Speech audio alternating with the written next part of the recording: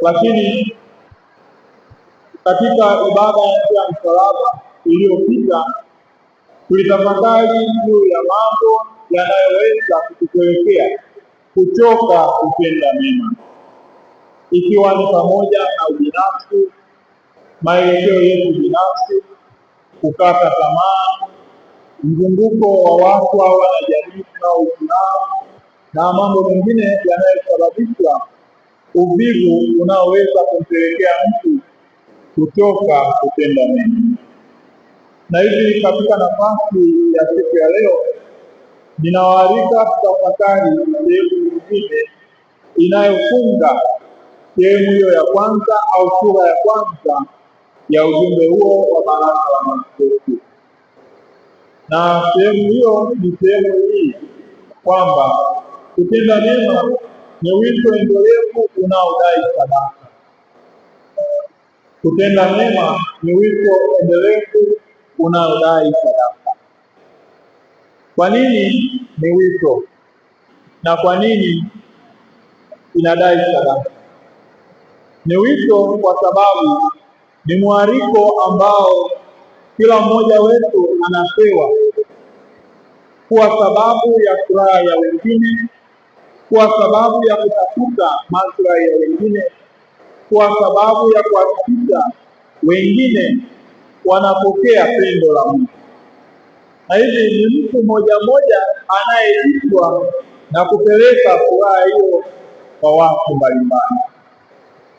Lakini ni sadaka kwa sababu mmoja anayetenda jema au anayetenda mema anatenda pasipo kuhesabu malipo, pasipo kuhesabu roho ya malipo, kwamba nitende ili niweze kupokea.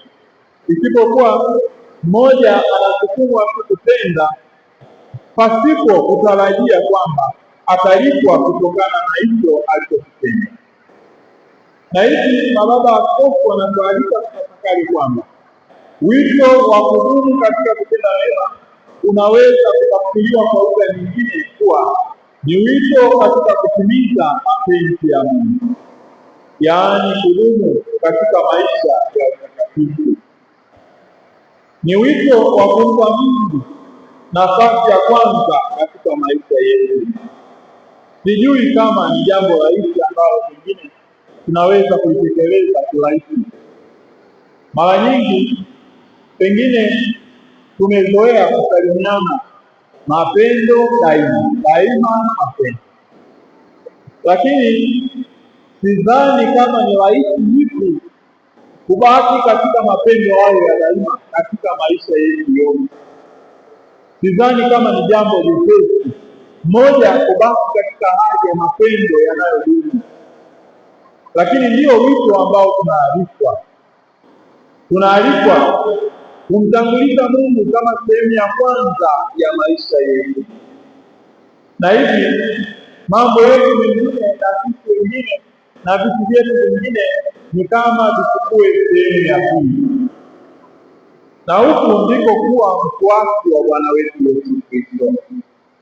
Na hivi Kristo anapotoa sharti la kumweka Mungu sehemu ya kwanza, kama tunavyosoma kutoka katika Injili ya Mathayo sura ya 16 aya 22, anasema kwamba mtu yeyote anayetaka kunifuata lazima ajikane mwenyewe, achukue msalaba wake amfuate.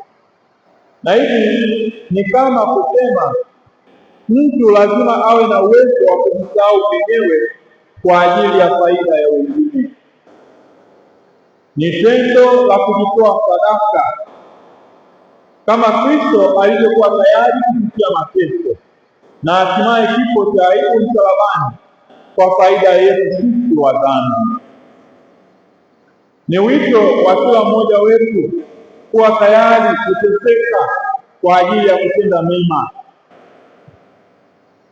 Bahati nzuri sana katika kanisa letu hili la Mtakatifu Vincent wa Paulo tuna wito huo daima, na hivi kila mmoja anapoingia kanisani pengine ana kitu ambacho hata akipoondoka na kila kitu, kuna kitu ambacho anaweza kuondoka nacho. Ingawa wakati fulani nilipokuwa najaribu kufikiri hilo, sikufikiri kama pengine inawezekana sisi wenyewe tukawa tunajua. Katika kanisa letu pale juu pameandikwa maneno ya Mtakatifu Vincent wa Paulo kwamba kila mmoja kitu chochote kile anachopaswa kutenda anapaswa kutenda kwa upendo mkubwa. Anapaswa kutenda kwa upendo mkubwa. Ni kama Mtakatifu Teresa wa Calcutta anavyotuambia kwamba tunapaswa kutenda kila kitu katika hali ya ukamilifu. Tena anaonyesha kwamba ingawa ni vigumu wakati fulani na pengine katika hali yetu ya kawaida kumpenda Mungu katika ukamilifu, lakini tunapaswa kulenga ukamilifu. Akitolea mfano jinsi daktari anapomhudumia mgonjwa. Daktari anapomhudumia mgonjwa anamhudumia pasipokuwa na mashaka, anamhudumia akiwa na uhakika kabisa kwamba lengo msingi la huduma anayompatia ni kumponya mgonjwa katika ukamilifu. Sijui kama mimi na wewe katika maisha yetu ya kawaida tunapougua, ikitokea tunaenda labda hospitalini, alafu unakutana na daktari ambaye ameweka dawa katika tundu la sindano, katika bomba la sindano, alafu yeye mwenyewe anakwambia, sina uhakika kama dawa hii niliyoiweka inatibu malaria au typhoid, lakini ngoja tujaribu tuone kitakachotumika ni nini. Sidhani kama utakuwa na ujasiri wa kuipokea, ila kwa vile analenga ukamilifu katika lile tendo analotaka wewe unufaike nao, na ndiyo maana unapokea kwa furaha. Na hivi maisha yetu ya kila siku yanajikita katika kuzama katika upendo na kutenda yote katika kuongozwa na upendo. Mafundisho ya ulimwengu leo yanajikita katika injili ya mafanikio zaidi bila kuhusisha msalaba. Wengi tungehitaji kufanikiwa pasipo kutoka jasho.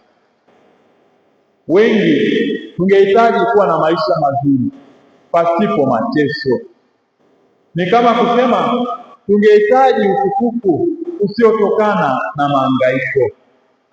Takumbuka katika sehemu ya injili ya Dominika iliyopita, Shetani katika majaribu yale matatu anayomjaribu Yesu, katika jaribu lingine lile la pili, anamwambia ujaribu kujirusha chini kidogo, alafu hautaumia. Mungu atakuangazia malaika wake, nao watakudaka. Ni utukufu usiotakiwa au usiotamaniwa katika kutenda kazi, kwamba mtu anahitaji tu kupata utukufu pasipo kutenda kazi.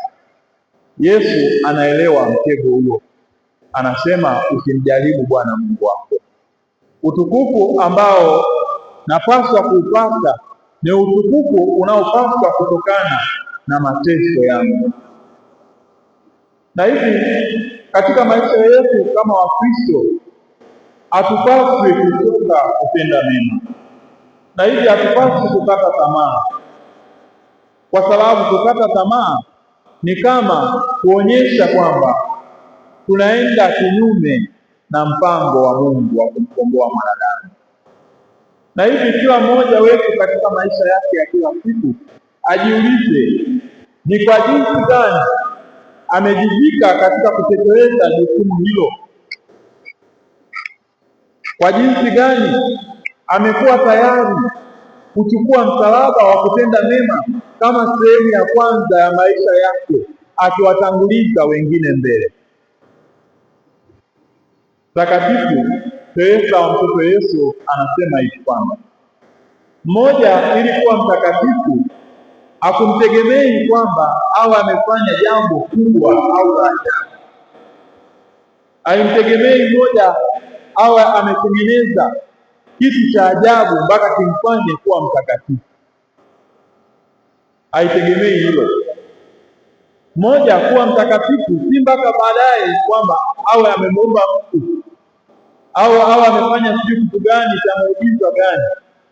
Anasema ni jinsi ambavyo tunatenda mambo madogo madogo ya kawaida maisha yetu ya kila siku kwa upendo mkubwa, jinsi ambavyo tunatenda kila siku kwa upendo mkubwa.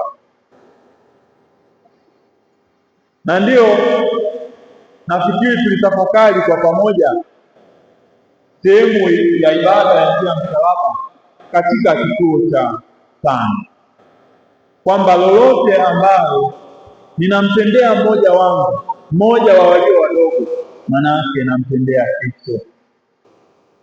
Lolote ambalo ninalitenda kwa mwenzangu, namtendea Kristo. Na hivi napaswa kulitenda kwa upendo mkubwa kama ambavyo ningepaswa kumtendea Kristo mwenyewe.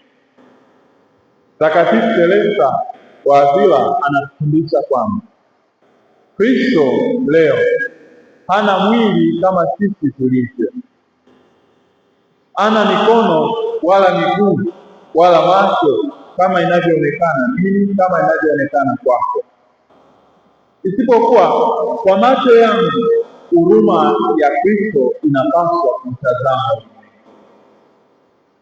Kwa mikono yangu anapaswa kuwabariki watu, yaani anapaswa kuonekana katika mema ninayoyatenda kwa wenzangu.